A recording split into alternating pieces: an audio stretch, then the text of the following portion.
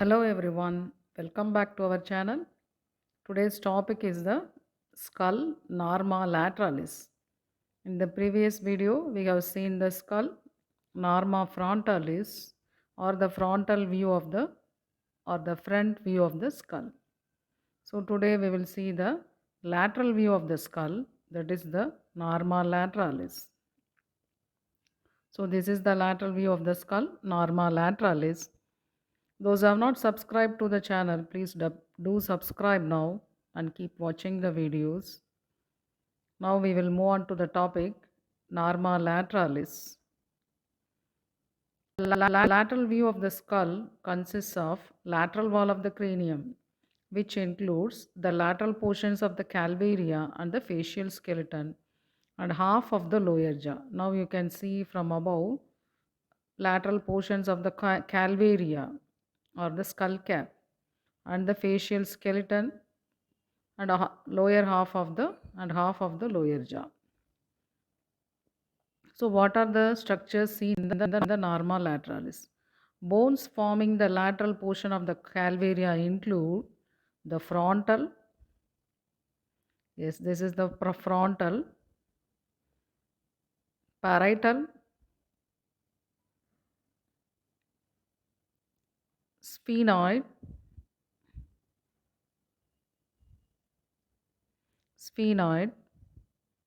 temporal,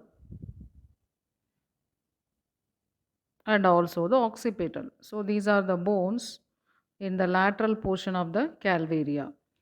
So bones forming the lateral portion of the calvaria we have seen.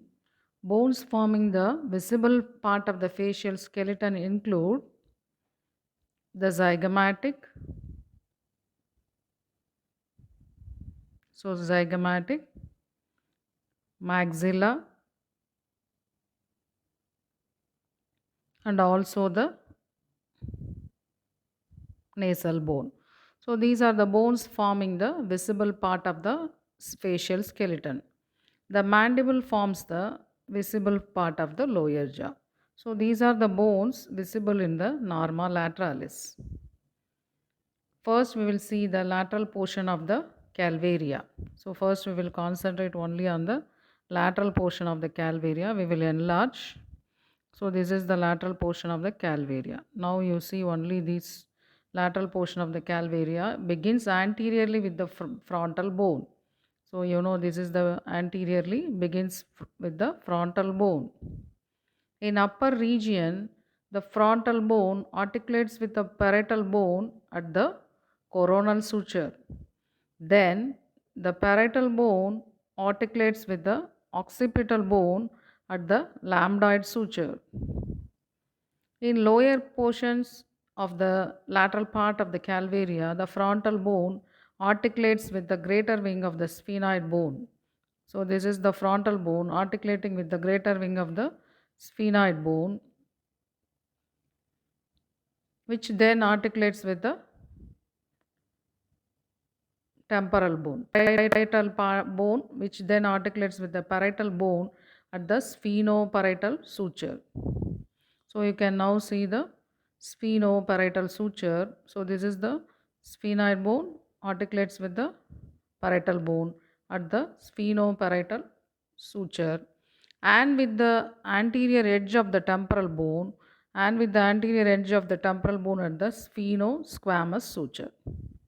So now you are seeing junctions of some sutures where the frontal, parietal, sphenoid or in close and temporal. So that is the junction of frontal. You just concentrate on the junction of these four sutures, four bones. What is the four bones? Frontal, parietal, sphenoid and temporal. So that junction is called Tyrion or Sylvian point. So what is this clinical importance is in the skull fracture, if this point is fractured, the bone in this area is particularly thin and below this lies the anterior division of the middle meningeal artery, which can be torn by the skull fracture resulting in the extradural hematoma. So that is now you are seeing the four bones meeting at Sylvian point. That point is the important clinical aspect. Final articulation across the lower part of the lateral portion of the calvaria is between the is between this temporal bone and the occipital bone at the occipitomastoid suture. So this suture is now occipitomastoid suture. Now we are seeing this suture between the temporal bone and the occipital bone. That is the occipitomastoid suture. So now we are seeing the lateral part of the calvaria. So lateral part of the calvaria in the norma lateralis. Major contribution to the lower portion of the lateral wall of the cranium is this temporal bone. So that is the major portion in the norma lateralis in the lateral wall part of calvaria, which consists of several parts. Now we will enlarge the temporal bone. Yes, now we will enlarge the temporal bone and we will learn the details. So the part which you are seeing is the squamous part. So the upper part, this part where it articulates with the parietal bone, that is the squamous part, has the appearance. So this upper part is squamous part, has the appearance of a large flat plate, forms the anterior and superior parts of the temporal bone, and articulates anteriorly with the greater wing of the sphenoid bone at the sphenosquamous suture, which we have seen already, and with the parietal bone by the superiorly by the squamous suture. Now the zygomatic process of temporal bone, it is a anterior bony projection from the lower surface of the squamous part of the temporal bone that projects laterally, then curves anteriorly,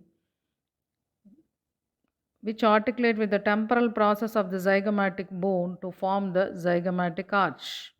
So now you can see the, yes, now you can see the, we will see the isolate and see, yes, is this process is the zygomatic process of the, yes, this process is the zygomatic process of the temporal bone, which articulates with temporal process of the zygomatic bone to form the zygomatic arch. Immediately below the origin of the zygomatic process from the squamous part of the temporal bone is the tympanic part of the temporal bone. Can you see the tympanic part? Yes. Just below the origin of this process, you can see that part, a small part. That part is the tympanic part of the temporal bone, and clearly visible on the surface of the part of the external acoustic opening. The petromastoid part. Yes, next part is the petromastoid part. You are seeing the projection mastoid process, which is usually separated into a petrous part and mastoid part for the descriptive purpose. So what is mastoid part? Is the most posterior part of the temporal bone and is the only part of the petromastoid part seen on the lateral view of the skull. So petrous part is not seen in this view. Only part which is seen in this view is the mastoid part. It is continuous with the squamous part. So now you can see squamous part, tympanic part, mastoid part, and the zygomatic process. So this mastoid part is continuous with the squamous part of the temporal bone anteriorly and articulates with the parietal bone superiorly and with the occipital bone posteriorly. Inferiorly, a large bony prominence that is called mastoid process. So you should know mastoid process is a part of mastoid part of temporal bone. Mastoid process projects from the inferior border of the mastoid part of temporal bone, and this is a point of attachment for the several muscles.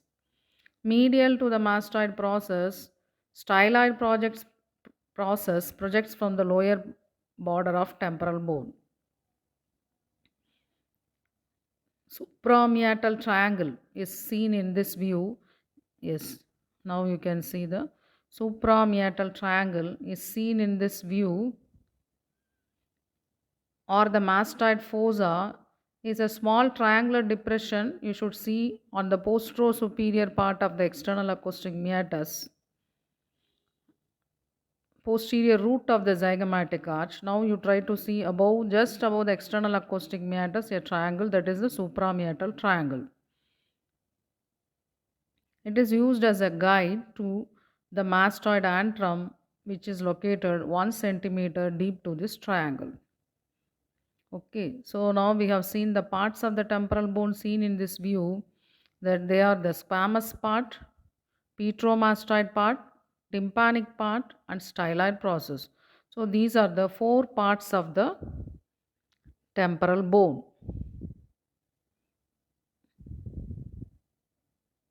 Yes, now we have completed the lateral portion of the calvaria, which forms major part of the norma lateralis. Yes, now we will concentrate on the visible part of the facial skeleton. So now we will enlarge the facial skeleton. Yes, now we will see mainly the facial skeleton. The bones of the viscerocranium visible in the lateral view of the skull, already we have shown. Nasal bone. Yes, nasal bone. Then the maxilla and also the zygomatic bone. So these are the parts seen on the lateral part of the these are the parts seen on the lateral part of the facial skeleton. So nasal bone is present anteriorly. Now we will see the maxilla.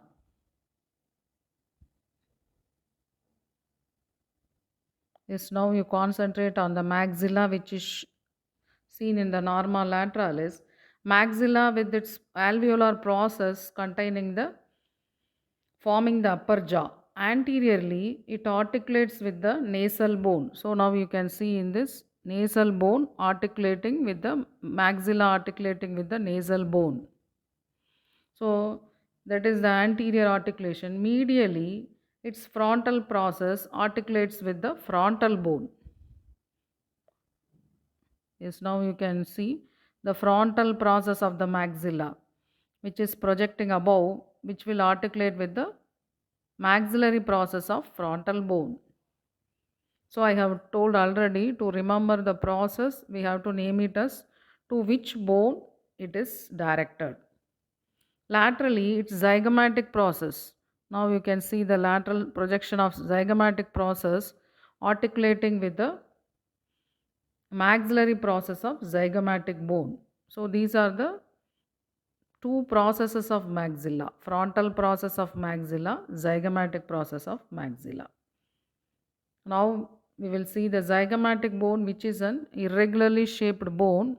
So this is the zygomatic bone, which is an irregularly shaped bone with a rounded lateral surface, and forms this zygomatic bone only forms the prominence of the cheek. Medially, it assists in the inferior border of the orbit. You can see medially it is forming the inferior border of the orbit mainly, and through its articulation with the zygomatic process of the maxilla. So now this is the inferiorly, it articulating with the zygomatic process of maxilla to form the inferior border of the orbit.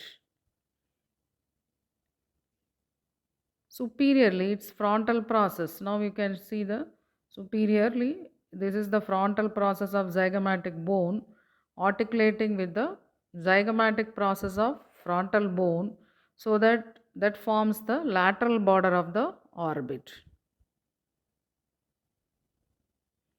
Then horizontally, it articulates with the zygomatic process of temporal bone to form the zygomatic arch. So these are the 2 processes of zygomatic bone: frontal process of zygomatic bone and temporal process of zygomatic bone. And usually, are you seeing the foramen? Small foramen, zygomaticofacial foramen, is visible on the lateral surface of the zygomatic bone. Yes, so that is the zygomaticofacial foramen. So now we have completed the bones which form the lateral half of the facial skeleton in the norma lateralis. Now we will see the mainly the part of the mandible which is seen on the norma lateralis. So now we will enlarge the mandible, which part is seen on the norma lateralis. The final bony structure visible in the lateral view of the skull is the mandible. Inferiorly, in the anterior part of this view, it consists of the anterior body of mandible. So this is the, you are seeing the anterior part of the body of the mandible, and posteriorly you can see the ramus of the mandible, and also the angle of the mandible where the ramus and the body of the mandible meet. The teeth are in the lower jaw. Yes. The teeth are in the lower alveolar part of the body of the mandible, and mental protuberance. Yes. You can see the mental protuberance in this view.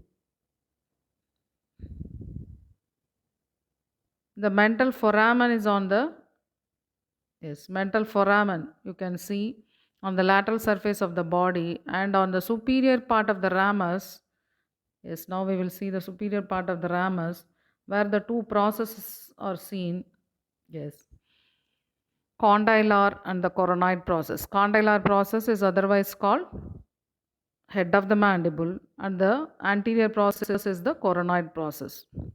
The condylar process is involved in the articulation of the mandible with the temporal bone, and the coronoid process is the point of attachment of the temporalis muscle. So we have seen in the norma lateralis, we have completed, yes, we have completed the norma lateralis. In the norma lateralis, we have seen the lateral portion of the calvaria and the lateral part of the facial skeleton, and also the lateral view of the mandible. I hope you should have understood this. I have given the details of this norma lateralis and also the details of the attachments of the every part. We will continue with the other norma in the next class. Those who have not subscribed to the channel, subscribe now. Keep watching the videos to see the playlists of the various playlists in the channel: osteology, histology, embryology, neuroanatomy. Do subscribe now. Don't forget to press the like button and share button of the video.